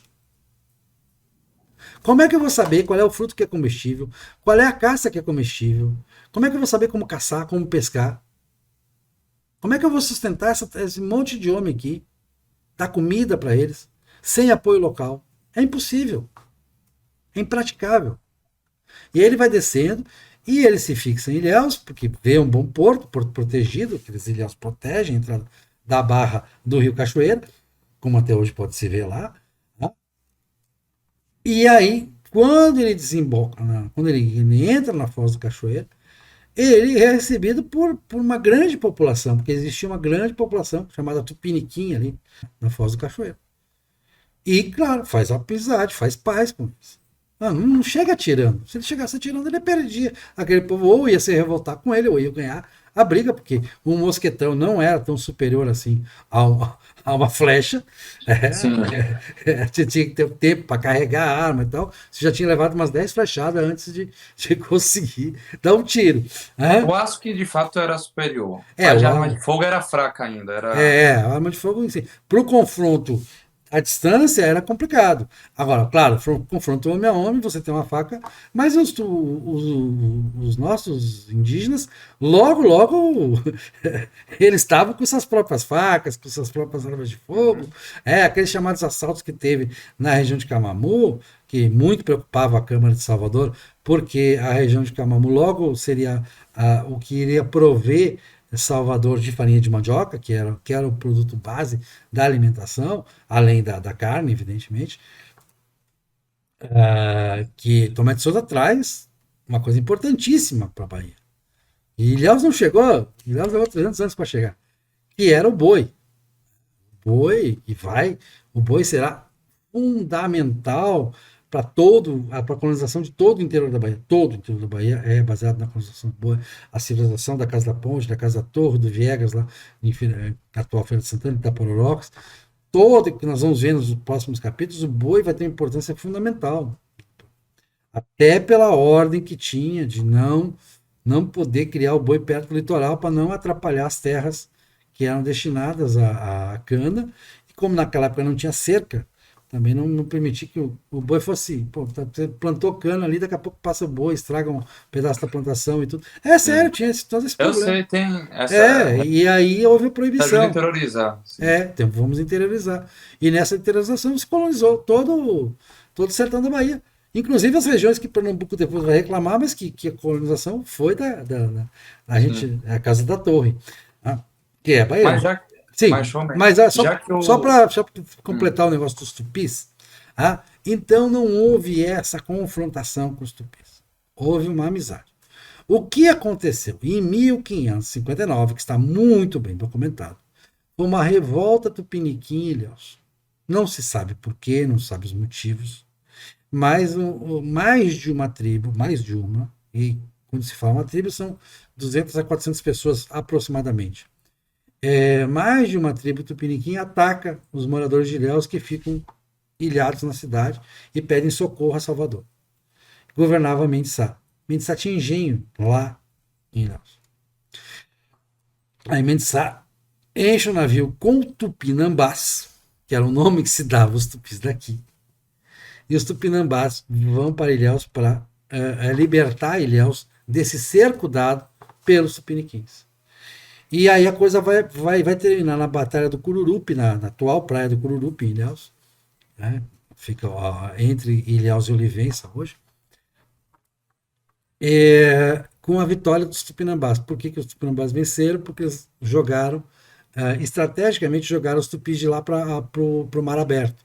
E no mar aberto, os tupis da Baía de Todos os Santos eram muito mais hábeis, porque, como se sabe, já está nas primeiras crônicas, inclusive da época de Francisco Pereira Coutinho, eles atravessavam a Bahia a nado, eles eram muito bons nadadores, por causa da conformação da Baía de Todos os Santos, nadadores conheciam as correntes marítimas, né, as correntes marinhas para a prática do nado.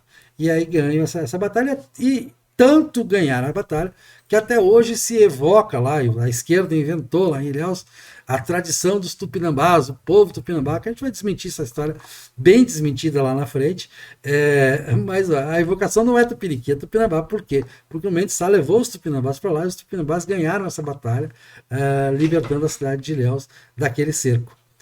Mas enfim, só para deixar claro então que os tupis vão ter uma interação muito grande com os jesuítas, e essa interação ela é positiva, né? O próprio Manuel da Nobrega dá testemunho de que os tupis aceitam bem os ensinamentos, que não cumprem muito, né? São muito. Os jesuítas reclamavam muito do gosto dos tupis tomaram pela cachaça, né? Tomaram um gosto muito grande pela cachaça. Porque a cachaça era um dos grandes produtos que você tinha. Engenho fazia açúcar e fazia cachaça.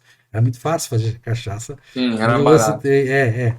Então, nós vamos ter esse problema também com os imigrantes irlandeses, né? Tratado, capítulo de Taperoá, a Sim, imigração sim. irlandesa de Taperoá, vai contar que um dos grandes problemas dessa imigração foi a cachaça. O pessoal se embriagava, não, alemães de baixa extração, digamos assim, né? Irlandeses de baixa extração, no Isso. caso. E nós tivemos também alemães de baixa extração aqui na Bahia, que eram gente libertada das cadeias lá, né? Eu sempre conto no livro. Os alemães pagavam para levar embora e o que trazia o Brasil ganhava do Império Brasileiro para trazê-los, ganhava dobrado. Né? Leva esses caras embora. Sim. Tá? Mas enfim, voltando para os tupis e para o século XVI, para essa coisa. Então, essa relação com os tupis, ela passa pelos franceses, mas isso não ficou muito bem registrado, a não ser pelo casamento de Caramuru e Catarina. Francisco Pereira Coutinho não sofre oposição direta dos franceses, não há isso relatado. Nem Jorge Figueiredo também não sofre oposição, nem Pedro Campo Tourinho sofrem oposição direta dos franceses no território da Bahia. Isso aconteceu em outros lugares do Brasil, não aqui, essa oposição direta. Mas é possível que houvesse lealdades de tribos tupis da região da Bahia de Todos os Santos que levasse a sua hostilidade com o Francisco Pereira. É possível. O problema é que você falou que os tupis eram ágrafos. Pelo jeito, o Francisco Pereira Coutinho também era, viu? É claro que ele sabia ler e escrever, mas não era dado a escrever, ele não deixou registro. Todos os registros sobre ele são indiretos. O Pedro Campo Tourinho mesmo fez o registro. Olha, ele esteve aqui, botaram ele fugido, ele veio para cá, pediu socorro. O pessoal de Ilhéus, ele passou por aqui, pediu socorro e tal. Os relatos sobre Francisco Pereira são todos indiretos, que foram os que chegaram ao rei, e aí o rei resolveu que ia ter o governo geral, porque justamente pelo fracasso da capital, e aí ele compra. No foral não estava previsto comprar. Uhum. No foral era uma doação, tipo, a capitania era o equivalente era uma grande sesmaria, né? Hum. Mas que a coroa dizia, ó, se você não fizer ela produzir, ela volta para a coroa. Mas o Não, eu rei, me lembro, eu li isso, acho que foi até no seu livro, é, que os filhos do Natal falaram isso. venderam no sentido assim, olha, meu pai gastou muito dinheiro aí, pelo menos deu como se fosse uma indenização na prática. Exatamente, foi isso, foi isso. O rei, para não criar celeuma, é a história da Sesmaria. A Sesmaria, se você não produzisse tanto em tantos anos, voltava. Isso desde a Reconquista. A Sesmaria começou como uma grande solução para as terras que foram sendo tomadas na Reconquista. Que a partir da retomada de Coimbra, né, que Coimbra é tomada por Hermenegildo, conde Hermenegildo, no século IX, aí o Emílio de Córdoba lá consegue retomar Coimbra, fica 90 anos com Coimbra, destrói a cidade, e aí os cristãos retomam Coimbra, e aí o caminho até o Alentejo, até o Algarve é muito rápido. Então esse caminho muito rápido libera muitas terras, e aí, para povoar essas terras, se institui o Instituto da Sesmaria, ele se mostra apropriado para essa povoação, e isso é trazido tal e qual para o Brasil. É tal e qual, só vai realmente terminar no início do século XIX, esse revogado sistema de Sesmaria, e aí fica um período de vale a posse até que a lei de terras do Império, que é uma lei muito moderna de 1851. Isso. A gente discute isso depois. Então, por hoje acho que dá, né? 1560, né? Eu acho que a gente fez a linha do tempo, a gente já falou assim dos principais, então. São 3 donatários, só para resumir. 3 donatários, Francisco Pereira Coutinho, ele fracassa, ele morre, ele é morto ritualisticamente, isso é bem relatado.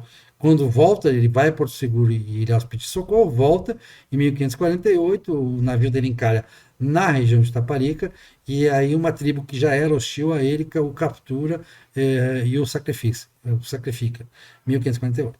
Nessas alturas o rei já tinha decidido que não ia dar certo, que ele já tinha sido expulso e tal.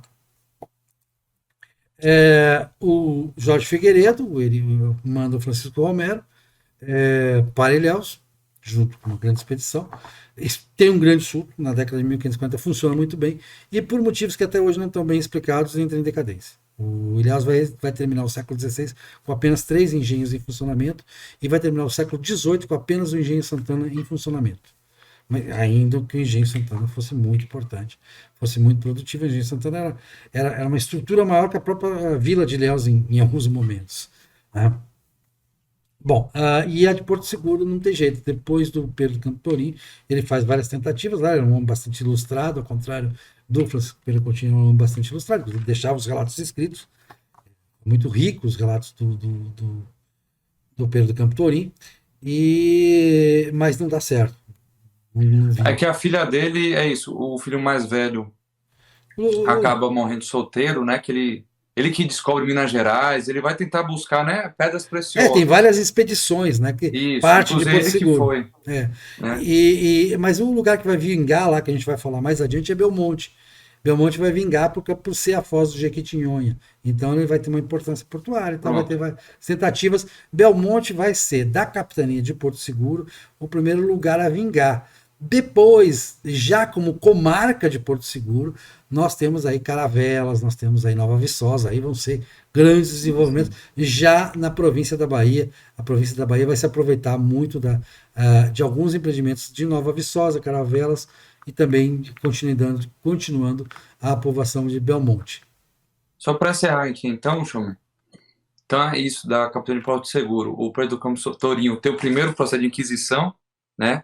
Que acaba sendo absolvido depois, só que ele não quis voltar para o Brasil e deixa para o filho mais velho. O filho mais velho faz as primeiras excursões no interior do Brasil, acaba descobrindo que seria hoje o norte de Minas Gerais, ou seja, a primeira pessoa a descobrir que seria hoje o estado de Minas Gerais, e acaba morrendo solteiro, né, pegando doença e tal. Né? O clima tropical não é muito bom, não, para a saúde. O outro irmão, o André do Campo, ele se torna irmão jesuíta. Inclusive, ele é um dos fundadores de São Paulo, né? Que São Paulo, capital, né? Foi uma fundação jesuíta, os jesuítas que fundaram a cidade de São Paulo. E aí, um dos filhos do Pedro Campo Tourinho foi um dos fundadores. E a filha dele, né? Acaba vendendo a capitania para o Marquês de Abrantes. E aí, a família Tourinho, o outro ramo, acaba indo para Ilhéus. Então, meio que a administração acaba ficando com o Marquês de Abrantes, que nunca saiu, nunca foi para o Brasil, nunca veio para o Brasil. Você não é um descendente direto do Pedro do Campo Tourinho. Ele não teve descendentes diretos. Porque é isso. Um virou irmão, o outro solteiro. E a filha só teve um filho, que foi também chamado André, se não me engano. O Pedro, era Pedro? Se não me engano, era nome de família. Que foi padre. Foi Deão, né? Deão da Sé. Ou seja, meio que o padre, o pároco da Catedral daqui de Salvador. Então não tem descendentes diretos para o Campo Tourinho, porque ele só teve um neto que foi padre. Os tourinhos descendem geralmente do irmão mais velho do Pedro Campo Tourinho, Estevão Gil Tourinho, que veio com o irmão para assumir o engenho e depois eles vão para a capitania de Ilhéus. A família toda vai para a capitania de Ilhéus depois, que acaba vendendo a capitania para o Marquês de Abrantes, que nunca investiu por causa disso, ficou estagnado. Como Ilhéus é vendida por Francisco Giraldes, né? O descendente do Figueiredo vende pro Francisco Giraldes. Uhum. Bom. Então, suficiente. Obrigado, viu, Não, é só o último detalhe, o último registro importante. Garcia Dávila veio com Tomé de Souza. Mas não há comprovação de que fosse filho. É aquela história de que se deduz só. Não, mas não tem comprovação. Eu pesquisei muito aquele negócio, não existe um documento histórico que comprove isso. E ele não recebeu terras. As terras eram do Conde da Castanheira, as terras que ele vai se estabelecer inicialmente. Ele recebe uma permissão lá. Daqui a pouco, depois ele acaba no útilis possente, acaba ganhando essas Marias, e aí sim, depois, bem mais tarde, a Casa da Torre vai ser a maior concessionária de Seis Marias da história do Império Português. Né? Mas esse é outro capítulo, bem lá na frente. Obrigado, viu, Show? Até a próxima aí. Até a próxima. Valeu.